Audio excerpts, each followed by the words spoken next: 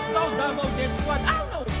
Hindi kita masasagot sa ganung paksa na yung krimen sa ganung paraan napupuksa. Pero kung totoo man, ba't ako magre-reklamo sa ganung banda? Parang kinukompliment mo lang na DDS ang dahilan mag safest city kami sa buong bansa. At bilyong-bilyong pondo daw sa Mindanao nung Duterte admin. Bakit?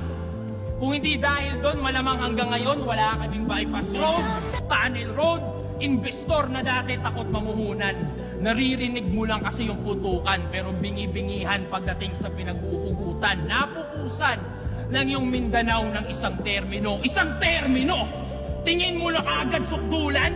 Pangungurakot ba talaga yung kinagagalit mo o sanay ka lang na kayo yung mas natututukan? Ano?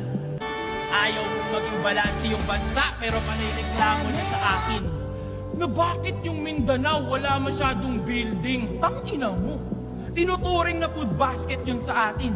Preskong prutas, murang bigas, karamihan doon ang gagaling. Sa bakod namin tinatanim pero nasa mesa nyo yung pagkain. Ano? Inan to? Dahil ang personal ng motibo kung saan na napupunta? Gusto mong punuin ang building yon? Bakit? Handa ka bang magutom ka?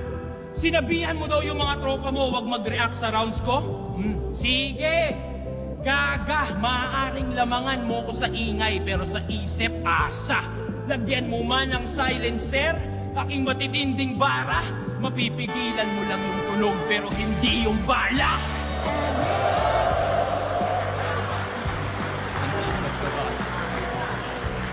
Pero kahit anong pangit ng yung bunganga, wala kang narinig na nilait ko yung politiko mo nung ka sa akin humanga.